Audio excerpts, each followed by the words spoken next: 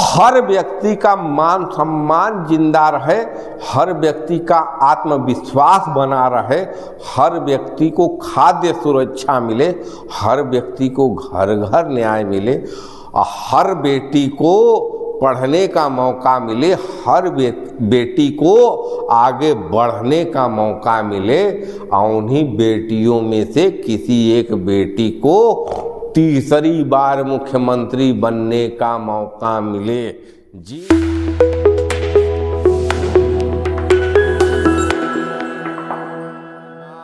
राजस्थान की पूर्व सीएम वसुंधरा राजे ने ट्वीट कर दिया है, और ट्वीट ऐसा वैसा ट्वीट नहीं किया है, ये वो ट्वीट की है जिससे कहीं न कहीं राजस्थान की राजनीति में ही नहीं, पूरे भारत की राजनीति में और पूरे 2024 के समीकरण में फर्क पैदा करने वाला ट्वीट कर दी हैं।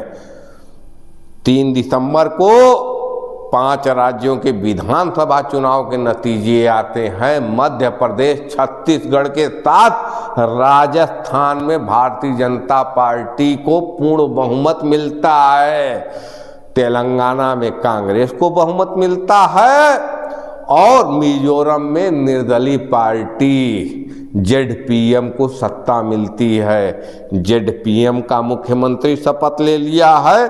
कांग्रेस के मिले राज्य तेलंगाना में, वहाँ भी मुख्यमंत्री शपथ ले लिया है, कार्यभार चालू कर दिया है।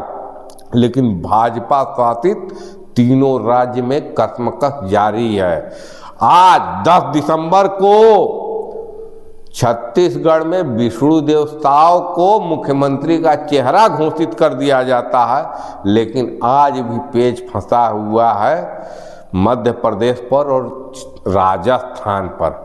मध्य प्रदेश की बात करें तो वहाँ 18 साल मुख्यमंत्री रहे मामा शिवराज, विनम्र भाव से कह रहे हैं कि मैं दावेदार नहीं हूँ, मुझे कुर्सी नहीं चाहिए।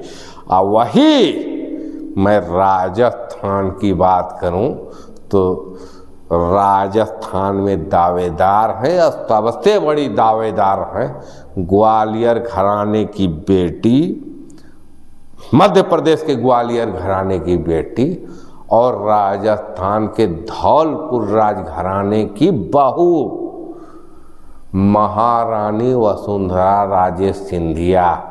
महारानी वसुंधरा राजे सिंधिया 2 बार मुख्यमंत्री रह चुकी हैं राजस्थान की, तीसरी बार मुख्यमंत्री बनने की चाहत रखती हैं, इच्छा रखती हैं, और मैदान में आई। मैदान में आने के पहले भारतीय जनता पार्टी की केंद्र की सरकार, नरेंद्र मोदी की सरकार, चुनाव के पहले महारानी को हद में रखने की कोशिश की, एक दायरे में रखने की कोशिश की, लेकिन महारानी के वजूद के चलते मोदी सरकार को झुकना पड़ा और महारानी के समर्थकों को टिकट देना पड़ा।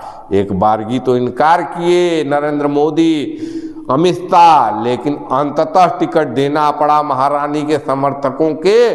लेकिन आज महारानी के समर्थक गले की हड्डी बन गए हैं, नरेंद्र मोदी के गले की हड्डी बन गए हैं। अमित शाह के चुनाव के नतीजे आए हुए आज 1 हफ्ते से ज़्यादा गुजर गया, लेकिन राजस्थान में फैसला नहीं हो पाया कि मुख्यमंत्री की कुर्सी पर कौन बैठेगा।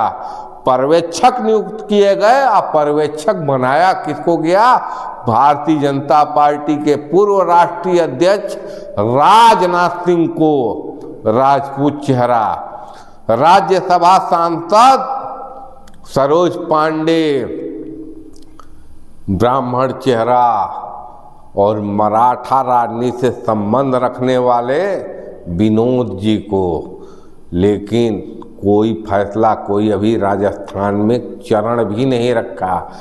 उसके पहले राजस्थान की राजनीति गर्म हो चुकी थी। राजस्थान की राजनीति में रिसोर्ट पॉलिटिक्स का उदय हो चुका था। कहा जाने लगा, आरोप लगाया जाने लगा महारानी पर कि महारानी के बेटे दुष्यंत विधायकों को रिसोर्ट में पैक कर रहे हैं। क्लास कौन लगा रहा था? क्लास लगा रहे थे विधायकों की अमित शाह, क्लास लगा रहे थे जेपी नड्डा, और दिल्ली दरबार में हाजिर हुई स्वयं महारानी वसुंधरा राजे। मुलाकात न प्रधानमंत्री नरेंद्र मोदी से, मुलाकात न गृह मंत्री अमित शाह से, मुलाकात की महारानी 80 मिनट की मुलाकात जेपी नड्डा से, भारतीय जनता पार्टी के राष्ट्रीय अध्यक्ष थे।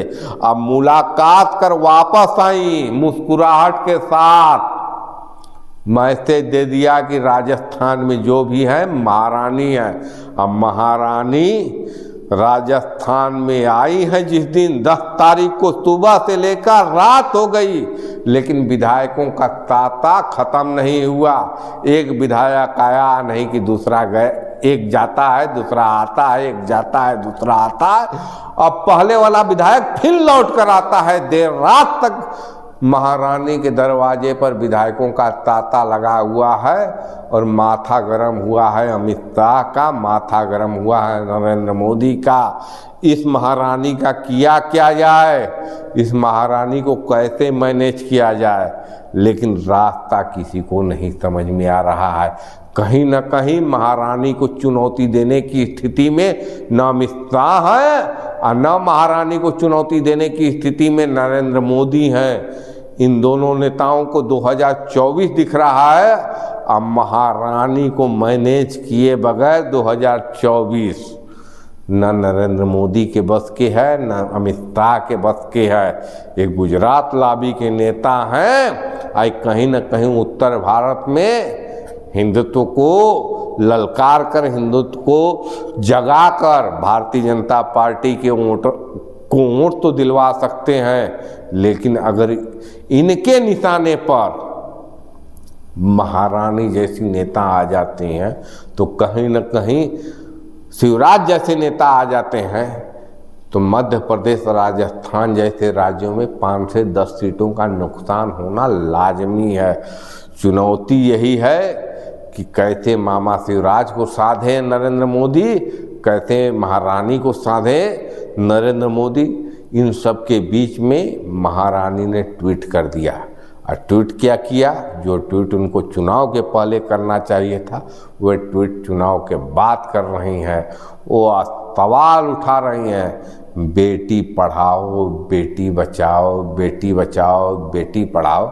तो बेटू को मुख्यमंत्री क्यों नहीं बनाओ? सवाल नरेंद्र मोदी पर भी है, सवाल अमित शाह पर भी है, सवाल जेपी नड्डा पर भी है, और सवाल उठेगा राजनाथ सिंह पर भी।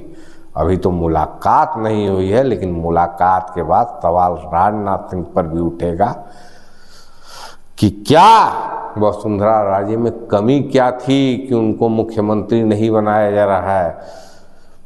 चाहे जितने भी दावेदार हों, चाहे बालकनाथ हों, चाहे अर्जुन राम मेघवाल हों, चाहे गजेंद्र सिंह शेखावत हों, चाहे राजवर्धन सिंह राठौर हों, चाहे अश्वनी वैष्णव हों, कोई एक ऐसा नेता नहीं है कि जो 5 विधायकों को अपने समर्थन में खड़ा कर दे।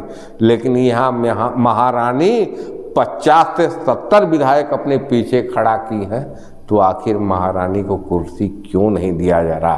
कमी क्या है महारानी में? महारानी प्रशासनिक अनुभव भी रखती हैं, सत्ता को चलाने का 10 साल का अनुभव है, 10 साल राजस्थान की मुख्यमंत्री रही हैं। तो आखिर किस वजह से महारानी को सत्ता सौंपने में नरेंद्र मोदी को, अमित शाह को दिक्कत है?